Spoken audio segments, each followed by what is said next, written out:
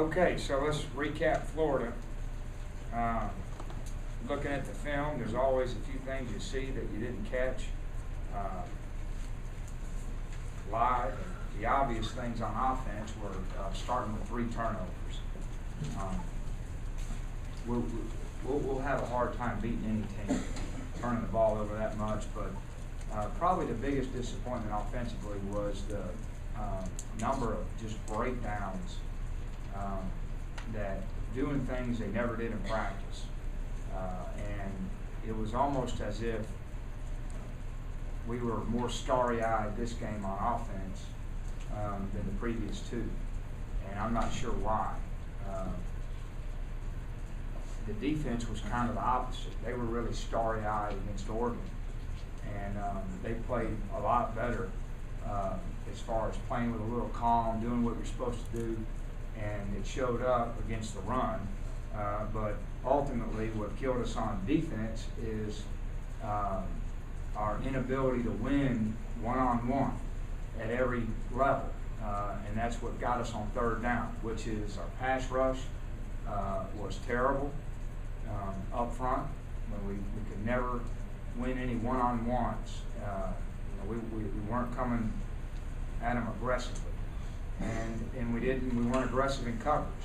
We were never denied them the ball. So give them credit. And then on special teams, we're doing some good things. The punt game was really good. Chad punted the ball well, and the coverage was good, and our field goals are doing good. But our kickoff and kickoff return was a big discrepancy in field position. So we were doing pretty good on the coverage units until Florida.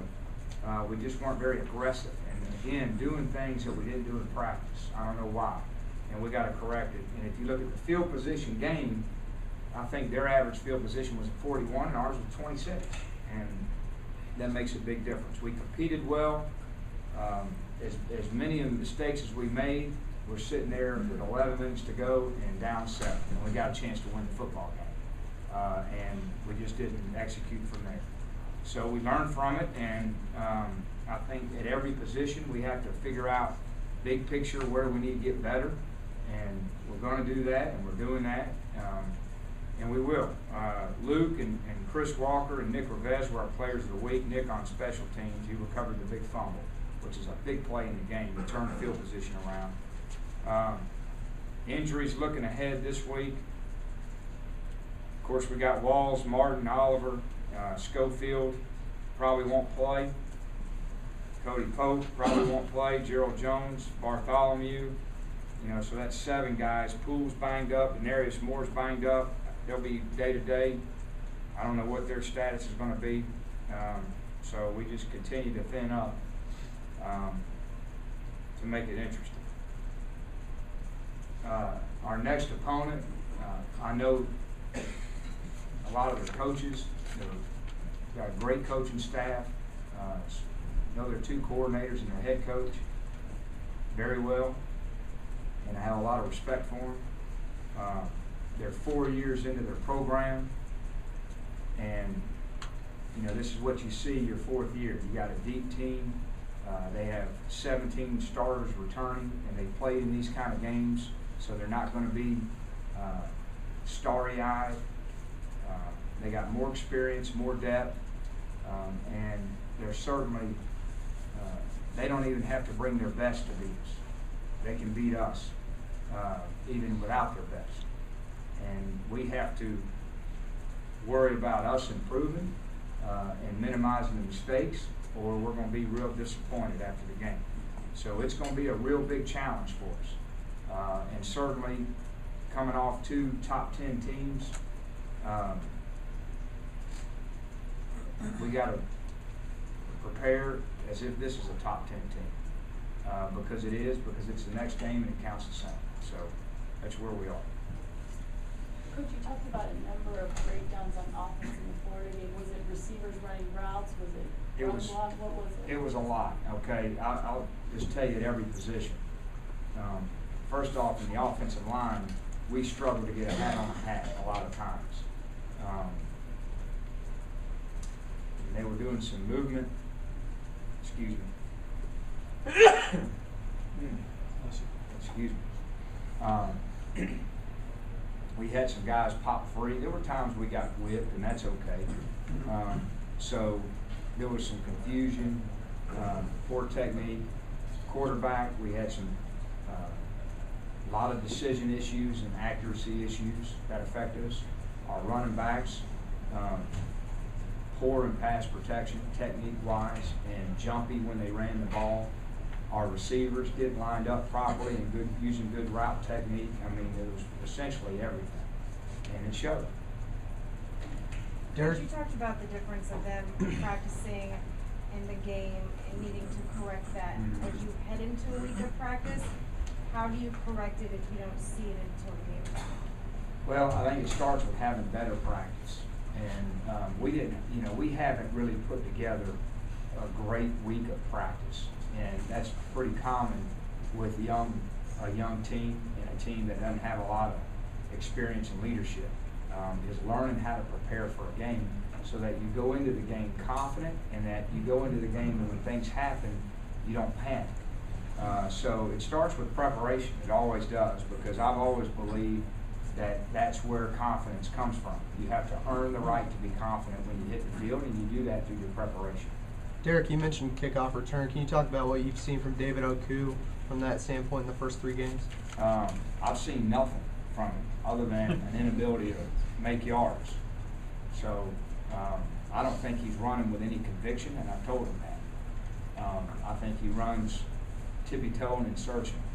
He looks like he's maybe a little hesitant in the hole. Is it not trusting his blockers? Is it just his mentality? Or? I think it's probably a lack of trust, which is, a returner, you have to commit, and you can't blink. You have to go and press the hole and then hit the crease, and if you're a little bit hesitant at all, the door shuts, and this is how it happens. It goes like this. And it's all timing and spacing. So if your spacing's right with the blocks, the timing has got to be hit full speed, and boom, and you hit the crease. And the good returners, they commit and they hit it. And we aren't doing that right now, and it shows. And we didn't do a good job blocking, but there's been a lot of returns out there with a lot of air that we're not taking advantage of. Is that job possibly open at this point then? Will you look at anybody else, or is Well, Davis? we're going to keep looking at David, but yeah, we're going to look at some other guys. But we've been doing that, just like punt returner. I've been saying it since the spring.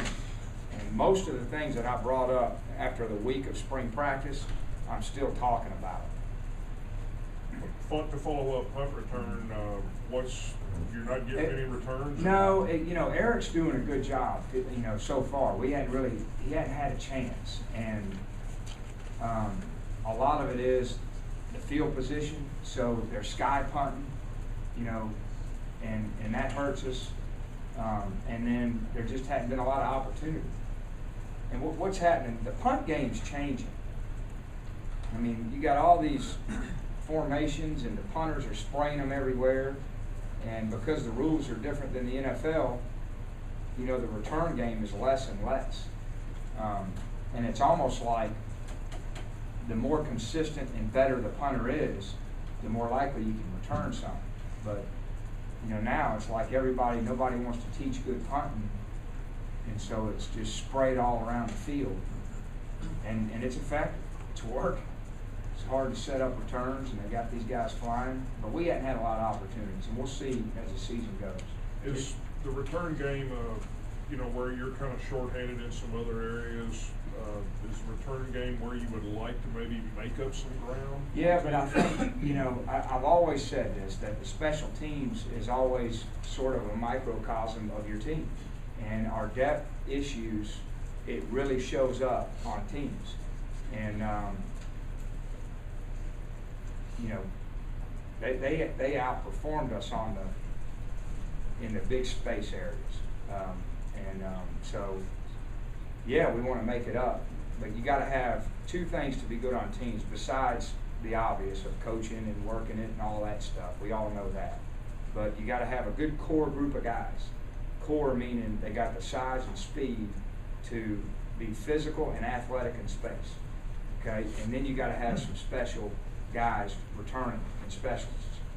And, you know, we're still trying to develop both of those areas. And I've been blessed where I've been to have that. You know, we've always been really good in the return game everywhere I've been, and we're not right now. So we're going to keep working to get there, and we'll get there. Derek, you talked before the season about the first 5 guys on the line. I guess somewhat comfortable with that, and then after that was a complete crapshoot. Now you're down to 3. Have any of those other guys freshmen? You mean on the O-line? On the O-line. Yeah, well, this game we'll be going in with sophomore at tackle, true freshman, sophomore, you know, and we're going to play Zach Fulton a lot. He's playing better. So half the game you're going to see 3 true freshmen and 2 sophomores, and that's our offensive line. You'll see that half the game, hopefully, because that means they're healthy. To say that, what goes through your mind? I mean, what goes through my mind is we got to do a good job of developing a plan so that they can go out there and function, and not and get hats on hats, like I said. And I think if we do that, we'll be okay. But you know, I can't get them experience without playing them, and I can't get, you know, we can't go look on the free agent wire right now, pick up some guys on the street. It's what we are. And we got to coach them and go win with them. And that's what we're going to try to do. See some long-term benefit there? I do, yeah, because I've always said I think those guys are going to be good players.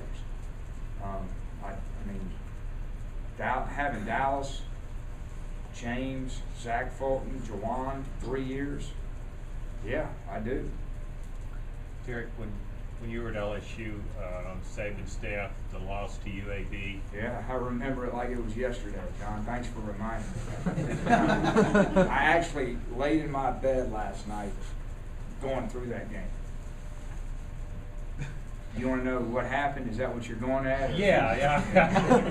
Well, I think, if I recall, we had 6 turnovers in the game. Now, you'll have to check the stats. Sometimes the coaches' memories get exaggerated.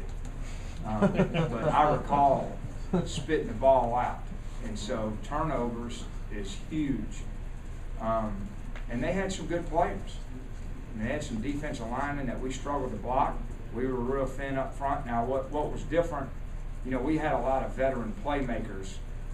You know, we had Toefield and Dominic Davis at runner. We had Rohan Davey at quarterback. We had Josh Reed at receiver, who's a Bolitnikov guy. You know, so we had some skill guys. But it was the turnovers that got us. Derek, how do you make the quarterback more accurate? The week after, by the way, we beat Tennessee in overtime. The fans' reaction to Coach Saban's program changed drastically. I was down there that whole week from the loss to UAB to the win over LSU. Over Tennessee. Yeah, I mean over Tennessee, yeah. But, you know, hey, yeah, I remember. I'm thinking about it every minute. What? How do you make a quarterback more accurate? How do you help Matt with his accuracy? I know that's been something for this spring. Yeah, I think first off is being confident with your decision. And, you know, if you're sitting there doing this, then you pull the trigger. So that's the first thing, is being confident with his decision. And then I think on a lot of his deeper balls, he's driving them, you know, instead of putting some air on it. I think those 2 things right there will help. Forget about the mechanics and all that other stuff. Giving our guys a chance on the deeper balls. You know, we got some guys that can go up and get it, and we're not even giving them a chance. Can you talk about the